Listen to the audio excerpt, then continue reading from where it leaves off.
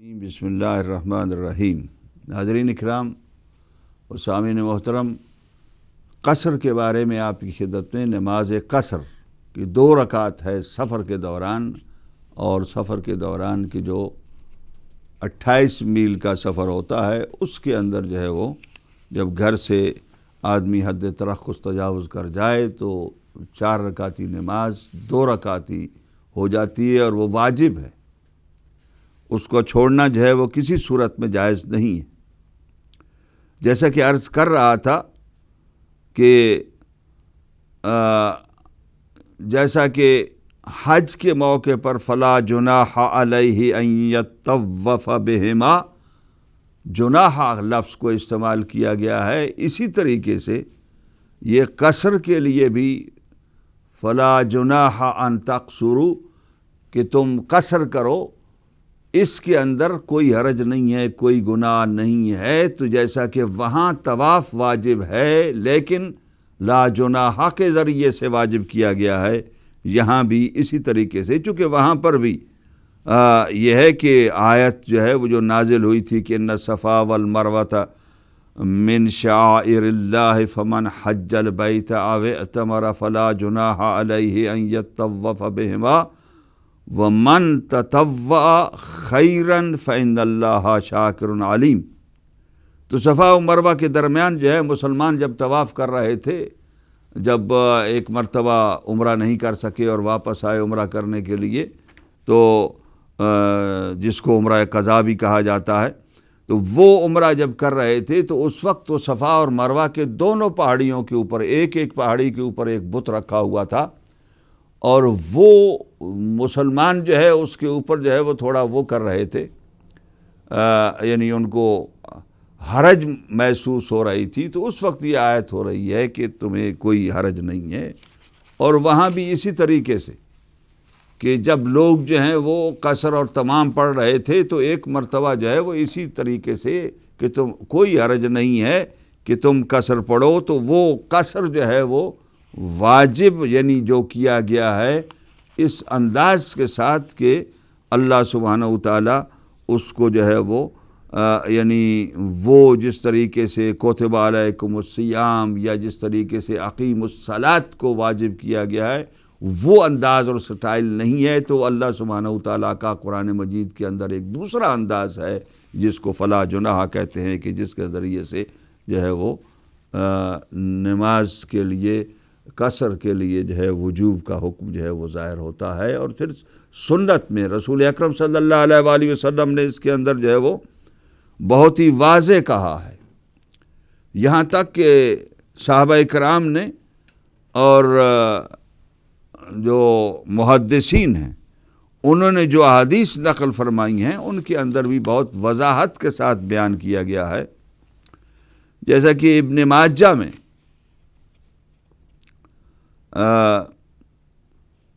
سنن ابن ماجہ میں حضرت عمر سے روایت ہے کہ انہ قال صلاۃ السفر و صلاۃ الجمعۃ رکعتان، اب وہ 2 رکعتی نمازیں جو ہیں وہ شمار کر رہے ہیں۔ صلاۃ سفر بھی 2 رکعتیں ہیں، صلاۃ جمعہ بھی 2 رکعتیں ہیں، والفطر والاضحیٰ رکعتان،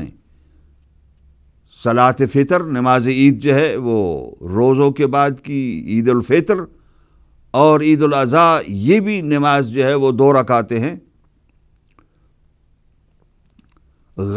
جو ہے وہ علی لسان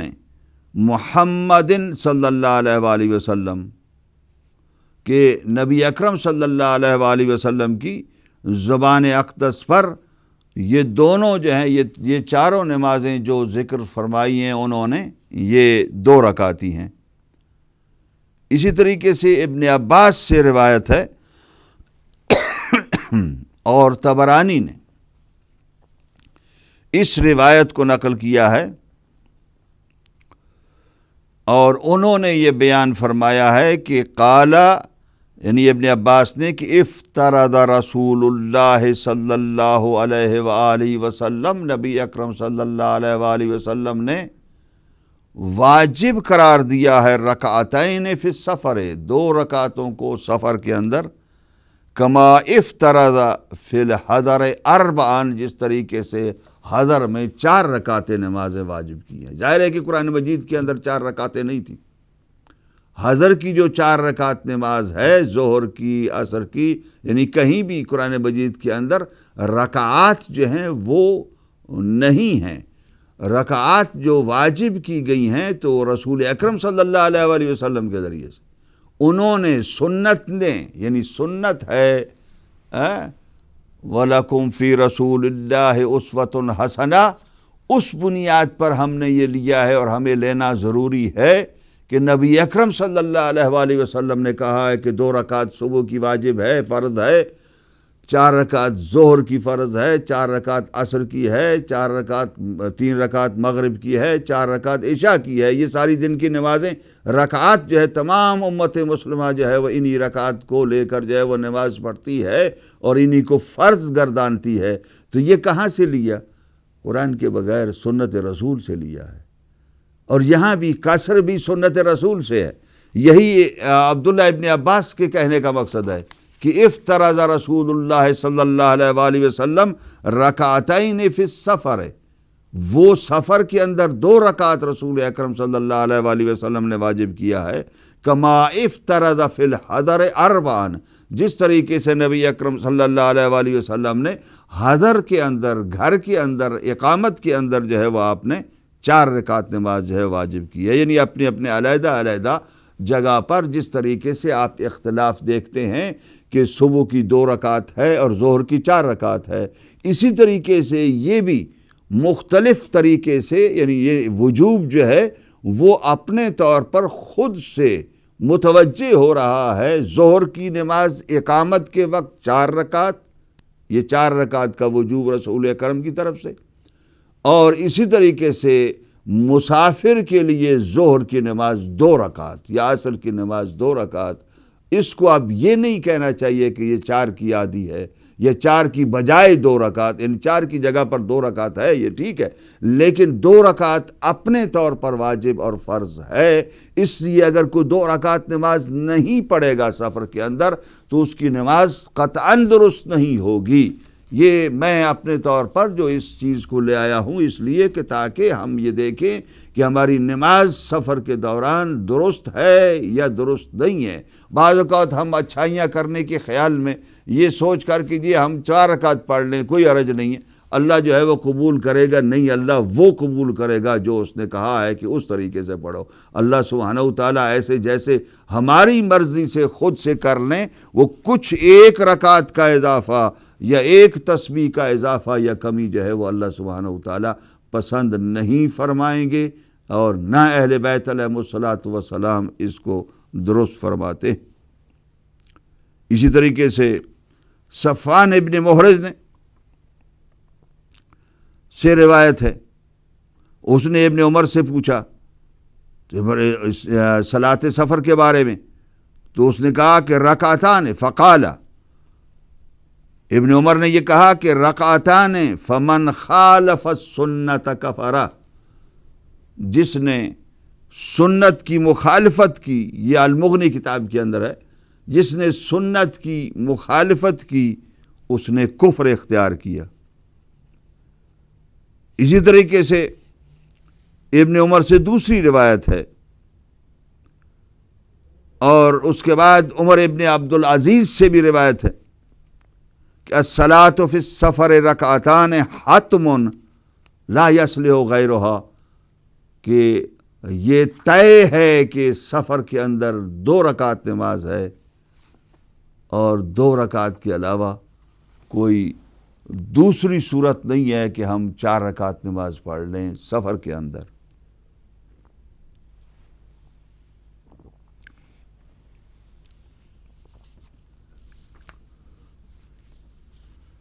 اسی طریقے سے ابراہیم سے ہے کہ عمر ابن، یہ پوری جو پچھلی روایات کا سلسلہ ہے میں چھوڑ دیتا ہوں، صرف ایک راوی جو ایک روایت جو ہے وہ نقل کر رہے ہیں، جہاں جو ان سے جن سے بھی، تو ان کا نام صرف جو ہے وہ لیتا ہوں کہ عمر ابن خطاب جو ہیں صلی الظہر بے مکہ تھا رکعتین، مکے میں آپ نے 2 رکعت نماز پڑھی. فلما انصرف، جب وہ پلٹے تو قال یا اہل مکہ انا قوم سفر، ہم جو ہے وہ سفر والے لوگ ہیں. فمن کان منکم من اہل البلد فلیکمل، کہ جو بھی اہل بلد میں سے جو مکے شہر کا رہنے والا ہے وہ نماز 4 رکعت پڑھے. فاکمل اہل البلد، اور مکے والوں نے 4 رکعت نماز پڑھی، اور جو ان کے ساتھ مدینے کے اندر سے لوگ آئے تھے انہوں نے جو ہے وہ 2 رکعت نماز پڑھی. اسی طریقے سے یہ حدیث مسلسل کتب امہ میں، مسلمانوں کی جو بڑی اتھینٹک کتابیں ہیں ان کے اندر احادیث ہیں.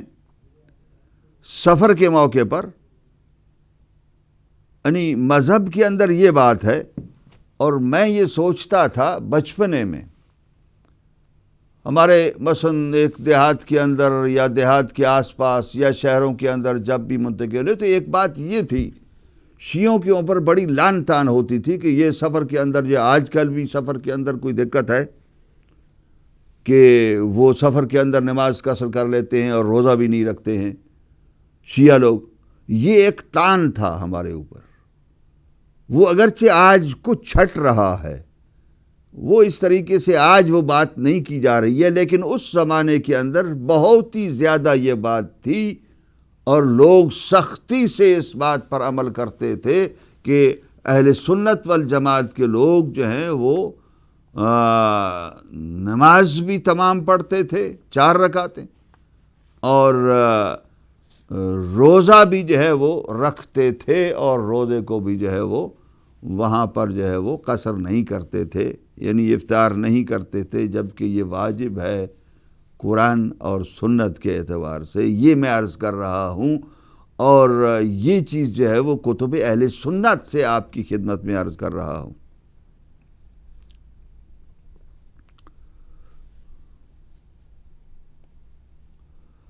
اب دوسرے طریقے سے بھی کچھ روایات ہیں، یعنی جیسے حضرت عائشہ سے روایت ہے ایک کہ جی اصل میں نماز جو ہے وہ 2 رکعت تھی، واجب بھی 2 رکعت تھی. اب وہ سفر کے اندر 2 رکعت کو باقی رکھا گیا، اور حضر کے اندر 2 رکعت زیادہ کی گئی اور 4 رکعت کر دی گئی. یہ ایک دوسرا انداز ہے. اسی کے اندر یہ مجموع الزوائد کی میں روایت ایک آپ کی خدمت میں عرض کر رہا ہوں کہ صائب ابن یزید الکندی سے روایت ہے. انہوں نے کہا کہ قال فرضت الصلاۃ رکعتین رکعتین، کہ نماز جو ہے وہ 2 رکعت واجب کی گئی. ثم زید فی صلاۃ الحضر واقرت صلاۃ السفر، کہ جو حضر کی اور اقامت کی نماز تھی اس کے اندر جو ہے وہ 2 رکعت بڑھائی گئی، اور جو نماز سفر تھی اس کے اندر جو ہے وہ وہی 2 رکعتیں جو ہیں وہ قائم رکھی گئی. یہ بھی ایک روایات کا انداز ہے اور طریق ہے کہ جس میں لوگوں نے جس طریقے سے رسول اکرم کے عمل کو سمجھا اسی طریقے سے پھر انہوں نے بیان کیا کہ اصل میں بنیادی یعنی یہاں تک کہ یعنی حاضر کی اصل میں کسی کو نہ بڑھایا گیا نہ کسی کو، اصل جو ہے جو ہمارے ہاں تحقیق ہے کہ نہ کسی چیز کو بڑھایا گیا نہ گھٹایا گیا. 4 رکعت حاضر کے لیے واجب کیے گئے اور 2 رکعت جو ہے وہ سفر کے لیے واجب کیے گئے. اب اس میں جو بہت سی روایات میں آپ کی خدمت میں عرض کر رہا ہوں، ان روایات میں یہ ثابت ہے کہ نبی اکرم صلی اللہ علیہ وآلہ وسلم، یہ مسند احمد کی روایات میرے سامنے پڑی ہوئی ہیں، اور بہت سی جو ہے وہ دوسرے مجموع الزوائد کے اس سے سعید ابن مسیب جو ہیں وہ بہت بڑے محدث روایت کرتے ہیں ان النبی صلی اللہ علیہ وآلہ وسلم انہ قال خیارکم، تم میں سے نیک لوگ وہ ہیں، من قصر فی السفر و افطر، جس نے سفر کے اندر قصر کیا اور افطار کیا، روزہ نہیں رکھا، وہ تم میں سے اچھا مومن ہے۔ یہ رسول اکرم صلی اللہ علیہ وآلہ وسلم ارشاد فرماتے ہیں۔ اور دوسرے روایات میں آپ کی خدمت میں عرض کر چکا ہوں کہ انہوں نے جو ہے وہ بیان فرمایا کہ اگر قصر نہیں کیا تو اس میں قصر نہ کرنے کی وجہ سے جو ہے وہ کافر ہوا، یعنی اللہ سبحانہ و تعالیٰ کے اس حکم کا کافر ہوا۔ وہ جو اجتماعی کافر ہے وہ نہیں، اس حکم کا کافر ہوا۔ ظاہر ہے کہ وہ جس حکم کا کافر ہوگا وہ کفر جمع ہوتا رہے گا اور اس کے مطابق سزا دی جائے گی بہرطور۔ لیکن پھر یہ کیسے آیا کہ ابو حنیفہ کے ماننے والے جو ہیں ان کے اندر بھی یہ چیز ہے کہ واجب ہے قصر، صرف اگر 4 رکعتیں پڑھ لے گا تو 2 رکعتیں نفل میں چلی جائیں گی اور 2 رکعتیں قصر رہیں گی۔ شافعی اور حنبلی بھی یہ کہتے ہیں، اگرچہ وہ کہیں کہ جی اختیار ہے اس کے اندر، تو مالکی بھی یہی کہتے ہیں اس کی سنت مؤکدہ ہے۔ اور اس کے اندر اس کو کرنے میں پھر کون سی حرج تھی کہ ایک یعنی مسلمانوں کے اندر ایک ایسا اختلاف پیدا کر دیا گیا اس مسئلے کے اندر، چھوٹا سا مسئلہ ہے، عام معاشرہ ہے، عام معاشرے کے اندر اس کے اندر جو فقہاء نے فرمایا ہے اس کے مطابق عمل ہو رہا ہے اور ہر ایک اپنی تسلی کے ساتھ عمل کر رہا ہے، لیکن اس میں یہ کیسے آیا کہ شیعہ جو ہے وہ یہ دین کے خلاف بات کر رہے ہیں یا یہ مذہب کے اندر ایک جو ہے وہ فتنہ و فساد پیدا کر رہے ہیں؟ یہ کیا بات ہے؟ میں ایک روایت آپ کی خدمت میں عرض کرتا ہوں، اس سے آپ کو یہ ماحول ذرا پتہ چلے گا کہ یہ مسلمانوں کا ماحول ایک کیسا تھا ابتدا میں، جس کی وجہ سے کچھ باتیں جو ہیں وہ پیدا ہو گئیں۔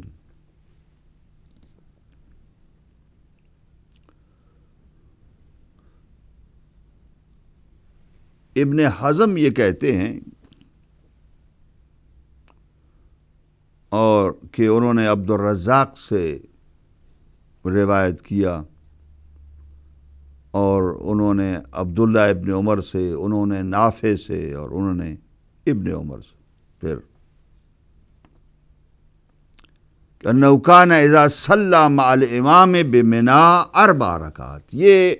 حضرت عثمان کے 6 سال کی جو خلافت تھی اس کے بعد کی بات ہے، یعنی پہلے آیا نا کہ حضرت عثمان بھی 2 رکعت ہی نماز پڑھتے تھے، وہ یعنی حضرت ابوبکر اور حضرت عمر کے زمانے، لیکن ان کا زمانہ جب آیا، یہ اصل میں یہ کیسے یہ ہوا کہ شیعوں کے اوپر یہ تان آیا، میں اس کی لیے جو ہے وہ آپ کی خدمت میں عرض کروں گا۔ ابن عمر جو ہیں جب منا کے اندر نماز پڑھتے تھے نہیں حج کے موقع میں، تو اسی موقع پر سفر عام لوگوں کا یہی سفر کا ہوتا تھا۔ اس وقت اتنے سفر نہیں ہوتے تھے جتنے آج کیے جا رہے ہیں، تو وہاں پر جو ہے وہ 4 رکعت نماز امام کے ساتھ یہ حضرت عثمان کے زمانے میں پڑھتے تھے۔ انصرف الی منزلہ فصلی فیہ رکعتین اعادہا، اور جب گھر میں لوٹتے تھے تو گھر میں آ کر جو ہے وہ وہاں پر جو ہے یعنی جہاں خیمہ تھا، جہاں پر ٹھہرے ہوئے تھے، وہاں پر آتے تھے تو 2 رکعت نماز اعادہ کرتے تھے، اور وہ وہاں پر 2 رکعت نماز نہیں پڑھتے تھے کہ اگر کہیں پر کسی وجہ سے کسی شخص نے یہ تبدیل کر دیا ہو، یعنی حضرت عثمان کے زمانے میں یہ ہوا، اب وقت نہیں ہے کہ میں روایات آپ کی خدمت میں عرض کر سکوں، حضرت عثمان کے زمانے میں یہ ہوا کہ یہ جو رسول اکرم کے زمانے سے لے کر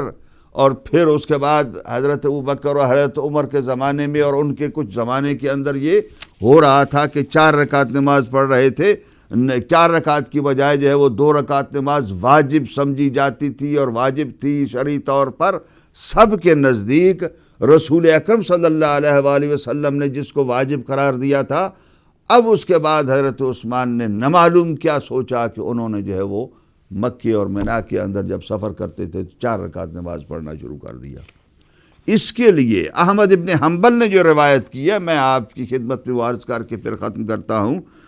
کہ احمد ابن حنبل نے یہ روایت کی ہے عبداللہ ابن زبیر سے کہ لما قدم علینا معاویۃ حاجا قدمنا معہ مکہ، جب معاویہ کے ساتھ ہم نے ایک حج کیا تو معاویہ بھی مکہ آیا شام سے، قال فصلی بنا ظہر رکعتین، زور جو ہے وہ ہمارے ساتھ اس نے 2 رکعت پڑھی، پھر وہ گھر میں لوٹا، پھر اس کے بعد جب گھر میں گیا تو نہض الیہ مروان ابن حکم و عمر ابن عثمان، مروان ابن حکم اور عمر ابن عثمان نے اس سے کہا کہ بھئی یہ تم نے کیا کیا ہے کہ اپنے چچا زاد عثمان ابن عفان کے اوپر تم نے تو عیب لگا دیا ہے۔ کیا عیب لگایا ہے؟ کہ وہ کیا تھا میں نے جو عیب لگایا ہے؟ چونکہ وہ 2 رکعت نماز باہر لوگوں کے ساتھ پڑھ کر آیا تھا مکے میں، یعنی پڑھا کر آیا تھا حکمران جو تھا۔ اس حوالے سے انہوں نے کہا کہ تم نے تو اپنے چچا زاد کے اوپر عیب لگا دیا ہے یہ 2 رکعت نماز پڑھنے کا۔ کہا کیا ہوا؟ تو انہوں نے کہا کہ الم تعلم انہ اتم الصلاۃ بمکہ، تمہیں معلوم نہیں ہے کہ انہوں نے یعنی آپ کے چچا زاد نے عثمان ابن عفان نے مکے کے اندر جب حج کے لیے عمرے کے لیے آئے تو انہوں نے جو ہے وہ 2 کی بجائے 4 رکعت نماز پڑھی۔ تو اس نے کہا کہ ان دونوں کو کہا وَحَكُمَا وَهَلْ كَانَ غَيْرُ مَا صَنَعْتُ، کیا اس کے علاوہ تھا جو میں نے کیا ہے، یعنی کوئی اور چیز تھی؟ ہے تو یہی نہ کہ 2 رکعت نماز ہے۔ قد صلیتہما مع رسول اللہ صلی اللہ علیہ وآلہ وسلم مع ابی بکر و عمر، میں نے ابو بکر و عمر کے ساتھ اور نبی اکرم صلی اللہ علیہ وآلہ وسلم کے ساتھ جو ہے وہ 2 رکعت کی پڑھی ہے۔ تو انہوں نے کہا کہ یہ ان کے ساتھ تم نے پڑھی ہو لیکن تمہارے چچا زاد نے جو ہے وہ اس کے خلاف کیا ہے، انہوں نے جو ہے وہ 4 رکعت نماز پڑھی ہے سفر میں۔ اب اس کے بعد جب اس کے وہ یعنی حضرت عثمان ابن عفان کی اس تبدیلی کا معاویہ کو علم ہوا تو پھر اس کے بعد یہ کہتے ہیں کہ انہوں نے یہ جو روایت عبداللہ ابن زبیر کی طرف سے جو روایت نقل کی ہے، انہوں نے کہا فخرج معاویۃ الی العصر، معاویہ عصر کی طرف پھر نکلے عصر کی نماز پڑھانے کے لیے، فصلاھا بنا 4، تو پھر اس کے بعد انہوں نے 4 رکعت نماز پڑھی۔ اب اس کے اندر اب ایک تو چیز یہ ہے کہ ماحول یہ تھا، جیسا کہ عبداللہ ابن عمر کا ایک وہ عمل آپ کو بتایا حدیث اور روایت کے اندر، ماحول ایسا تھا کہ اگر کسی نے کوئی بات گھڑ لی اور بنا لی اور وہ حکمران ہے، اب حکمران کے سامنے شرعی طور پر بھی اگر شریعت کے اندر بھی افتراء کر دیا گیا، شریعت کے اندر بھی کوئی چیز زائد یا کم کر دی گئی تو اس کے سامنے حق کی بات سچ کی بات نہیں کہنا ہے، چپ کر کے جو کچھ وہ کہہ رہا ہے وہ کر لینا ہے، اور پھر اس کے بعد گھر میں اگر توفیق ہوئی تو اس کی اصلاح کر لینا ہے۔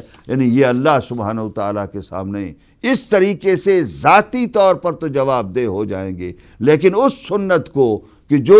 غلط قسم کی سنت ان کی طرف سے قائم کی گئی اور جاری ہوئی، اس کا جو ثواب یا جو بھی عذاب ہوگا اس کو ہمیشہ کے لیے بھگتنے کے لیے تیار رہتے ہیں۔ یہ اصل میں حضرت عثمان ابن عفان کے زمانے کے اندر یہ بات ہوئی تھی، اور پھر اس کے بعد مسلمانوں کے اندر یہ چلتی رہی بغیر اس کے کہ وہ فقہا کی طرف رجوع کریں۔ آج کل الحمدللہ فقہا کی طرف رجوع کر رہے ہیں، اور انشاءاللہ وہ فقہا کے ساتھ جو ہے وہ فقہا کی تحقیق کے مطابق قصر نماز بھی پڑھتے رہیں گے، اور اس قصر کے ساتھ جو ہے وہ سفر کے موقع کے اوپر روزہ بھی نہیں رکھیں گے، ورنہ یہ ہے کہ اللہ سبحانہ و تعالیٰ کی نافرمانی ہوگی۔ ہمیں اللہ سبحانہ و تعالیٰ کی نافرمانی سے اور شیطان کے جتنے وسوسے سے ہیں ان وسوسوں سے